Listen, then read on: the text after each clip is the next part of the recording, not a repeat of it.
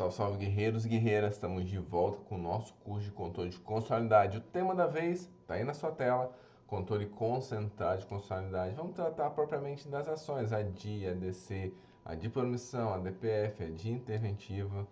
Mas antes, deixe o seu like, segue o nosso canal que teremos esse e muitos outros vídeos e muito mais conteúdo para você. Inclusive, muito em breve, estaremos iniciando uma nova linha de vídeos relativa a como estudar para concurso público, beleza?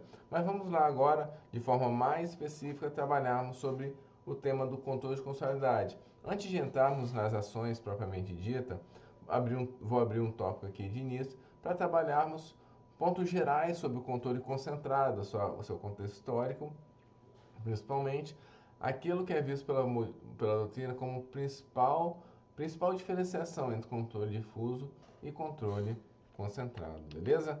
Vamos então começar a nossa aula sobre o tema e vamos começar então pela origem histórica. Pessoal, o controle concentrado, como um todo, ele também é conhecido como sistema austríaco. Sistema austríaco. Por que sistema austríaco? Porque a Áustria foi o primeiro país a desenvolver a ideia desse sistema de controle de constitucionalidade, por isso o sistema era austríaco. Né? O tema foi idealizado por uma pessoa que vocês devem conhecer melhor do que eu, Hans Kelsen, um dos grandes nomes aí do direito do positivismo jurídico, né? Então ele foi o idealizador dessa ideia de termos tribunal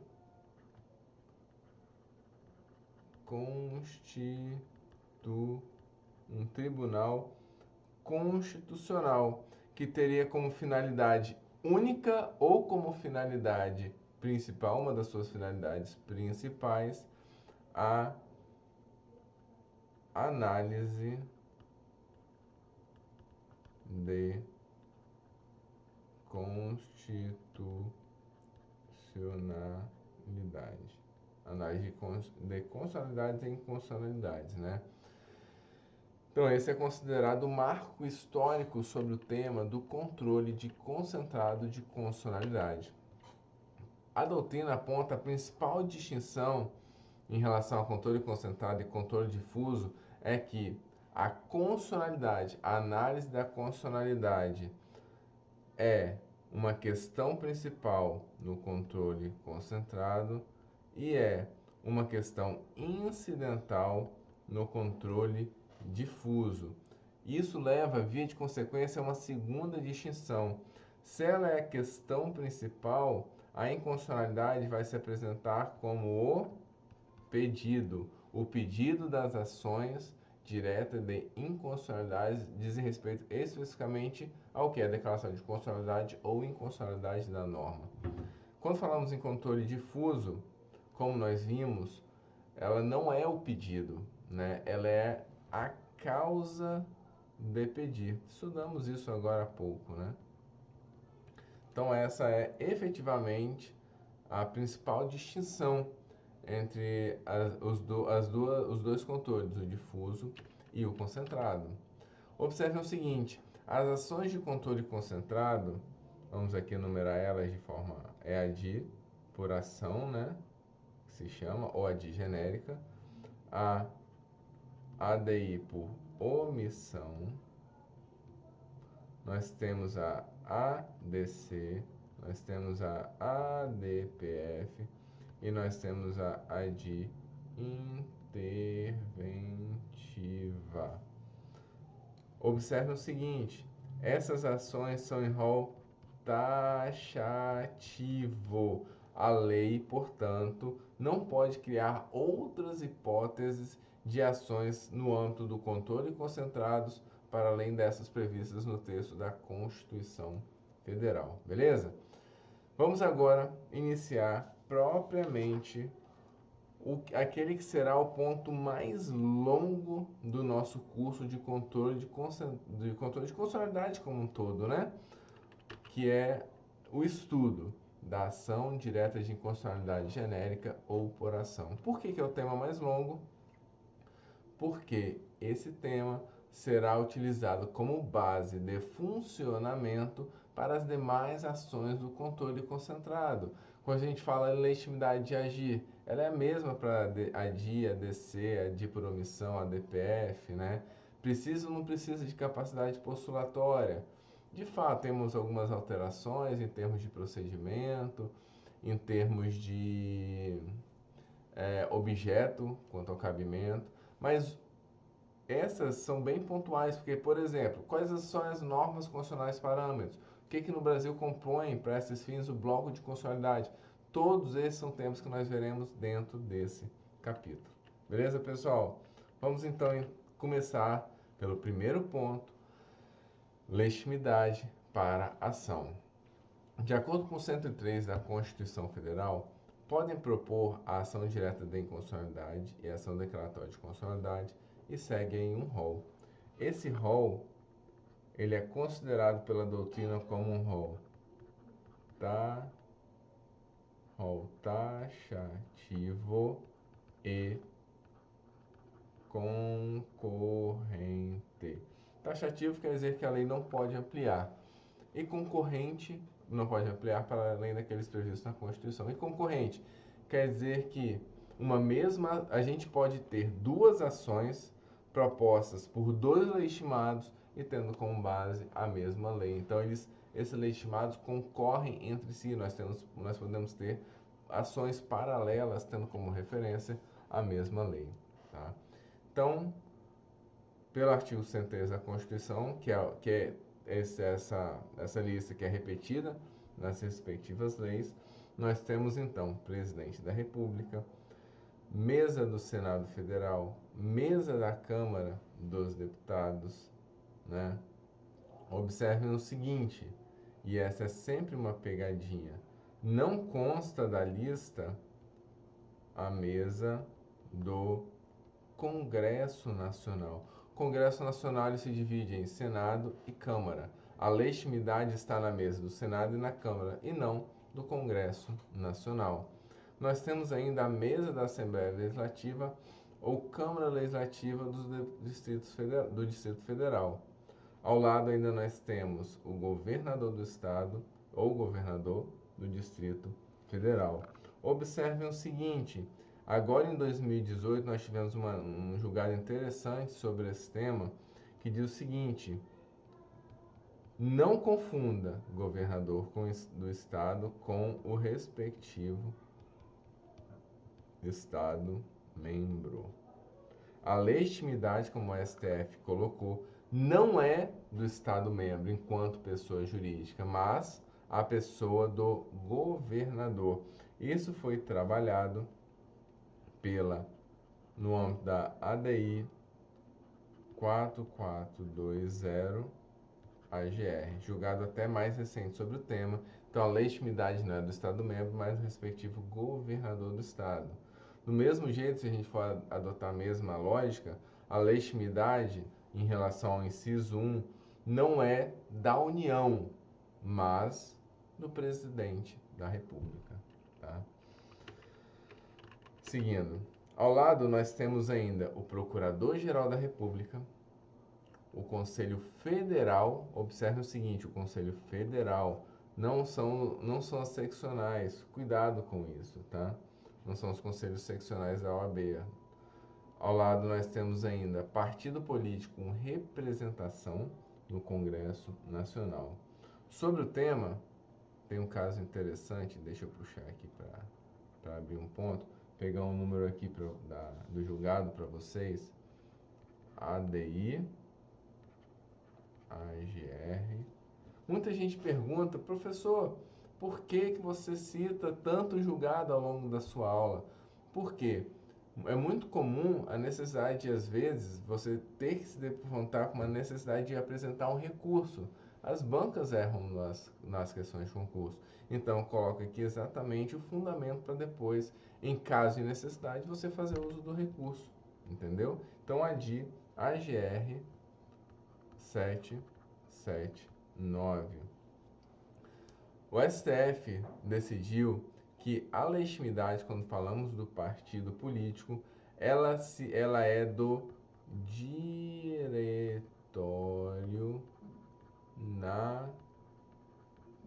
Nacional do partido e somente do Diretório Nacional, tá?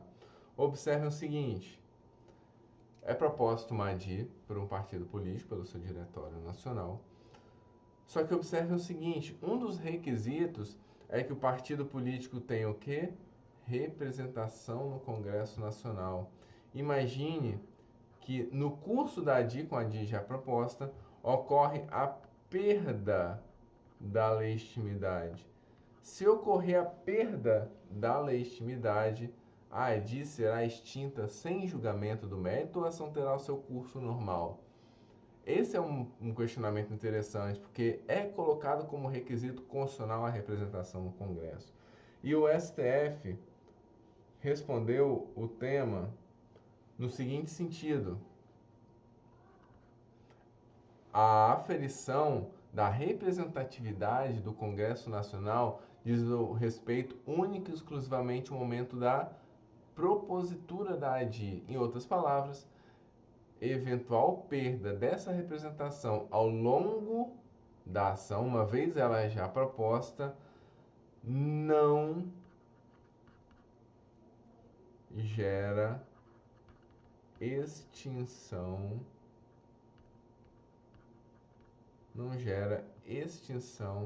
da respectiva ADI. Tá bom, pessoal? Então, cuidado com esse detalhe, que ele é sempre questionado. Nós temos ainda a confederação sindical ou entidade de classe de âmbito nacional. Vamos começar então pela confederação sindical. A confederação sindical, o tema foi trabalhado na ADI, deixa eu pegar aqui o número, ADI 228-MC. Nessa ação, o STF afirmou que a confederação sindical, para que ela consiga trabalhar para que ela consiga propor uma ADI, ela precisa ter o que se chama de duplo registro. Ou seja, a confederação precisa ser registrada ao mesmo tempo no registro civil da pessoa jurídica e também tem que conseguir o seu registro sindical no Ministério do Trabalho. São dois requisitos, portanto, que a confederação sindical precisa preencher. A entidade de classe de âmbito nacional trabalha com requisitos distintos em relação a esse, tá? Em relação a esses. Vamos lá. O tema foi trabalhado.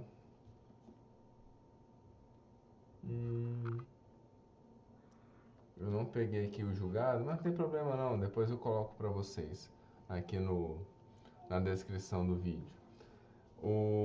Ele vai trabalhar com 5 requisitos. Aqui são 2, né? Para uma entidade de classe de âmbito nacional ser legitimada para propor a ADI, são 5 os requisitos. Anotem aí quais são os requisitos, pessoal. Requisito 1. Ela precisa de homogeneidade dos membros. Ou seja, se uma entidade de classe de âmbito nacional comportar diversas categorias, ela não preenche o requisito e não poderá propor, então, a respectiva ADI. Ao lado disso, nós temos o segundo requisito. Ela precisa comprovar o caráter internacional da entidade. Ou seja, que se quer dizer com isso? Associados presentes em 9 estados da federação. Ou seja, 1/3 dos estados. Ah, professor, eu preciso, para fins de concurso, decorar que são 9 estados da federação e que isso representa 1/3? Sim, esses números já foram pedidos em concursos públicos pretéritos, porque o STF coloca expressamente nas suas decisões esse requisito. Vamos lá então ao nosso terceiro requisito.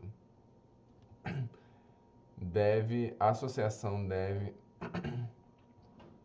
representar a categoria em sua totalidade. Ela não pode representar, portanto, fração de categoria. Por exemplo, uma associação que ela representa somente os aposentados, mesmo que de âmbito nacional, ela não representa a categoria em sua totalidade, mas somente os aposentados e não terá, portanto, o que? Legitimidade para provocar a DI e a DC. Quarto requisito, é necessária uma declaração formal no ato constitutivo de abrangência nacional. Não basta ela falar, não basta ela querer desculpa, mas isso tem que constar do seu ato constitutivo de criação que ela tem abrangência nacional. Isso tem que estar expressamente no ato. E por fim, o nosso último requisito, ela deve comprovar a pertinência temática.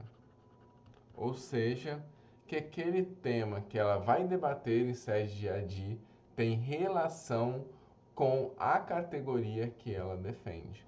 A pertinência temática, a gente vai ver na sequência, ela não diz respeito única e exclusivamente à entidade e classe de âmbito nacional. Não obstante, o STF tem sim apontado para fins de aferir a sua legitimidade, beleza? Vamos seguir então. Deixa eu só apagar essas informações.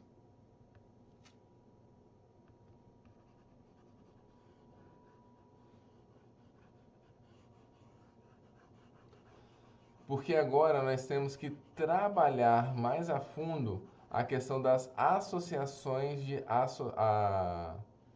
Desculpa, nós temos que trabalhar mais a fundo o ponto relativo às entidades de classe de âmbito nacional. Por quê? O STF tem uma lista de entidades de classe que se inserem ou que não se inserem no conceito que ele apresenta.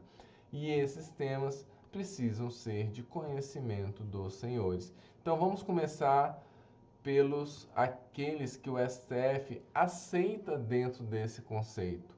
O mais famoso, que é geralmente mais pedido, são geralmente as associações de associações. Desculpa. Também conhecidas como associações de segundo grau. As associações de segundo grau, elas têm em seu quadro somente pessoas jurídicas. Então, ela vai reunir no seu quadro não pessoas físicas, mas pessoas jurídicas, outras pessoas jurídicas, né? Então, vão formar e se juntar para criar uma entidade de classe de âmbito nacional. Então, elas são sim aceitas pelo STF, e isso consta da ADI, AGRG 3153. Houve um questionamento recente se o STF ainda aceitaria ou não esse tipo de associação. Por quê? O STF tinha uma jurisprudência antiga de 2013, só que no ano passado, em 2019, o STF confirmou a aceitação em relação à legitimidade da ADI, tá bom? Esse é o mais famoso, só que nós temos uma série de entidades que não são inseridas no inciso 9.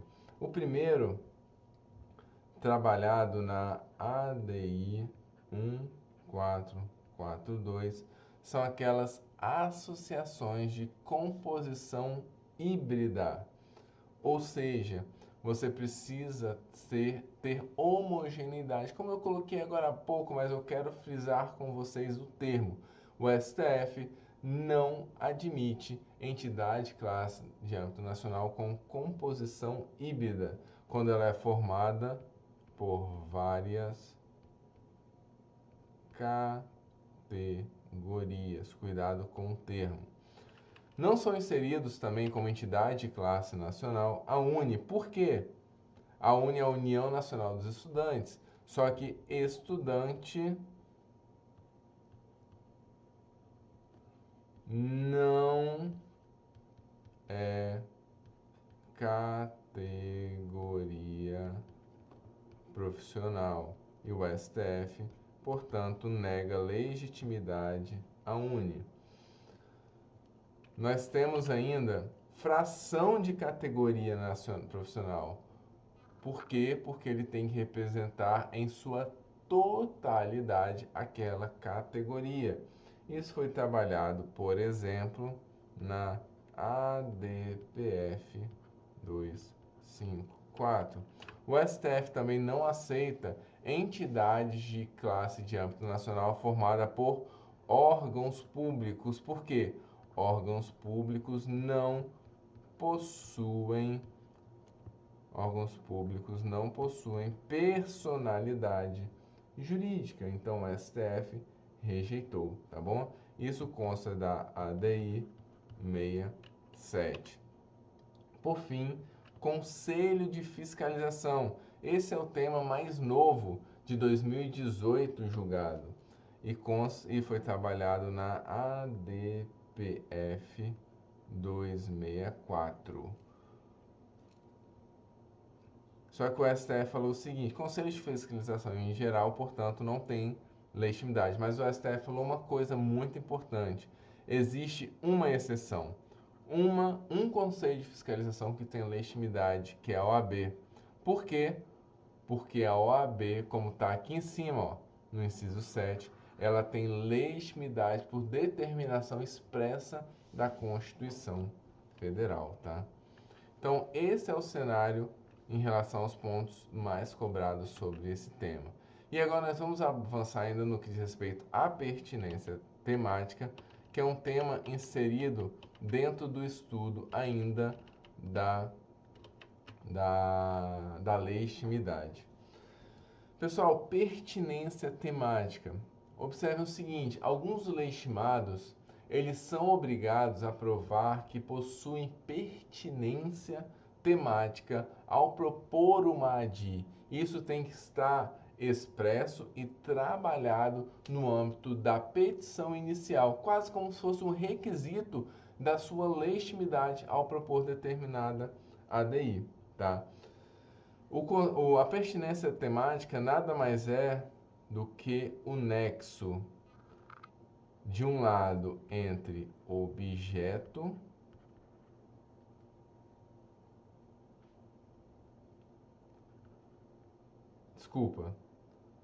objetivo institucional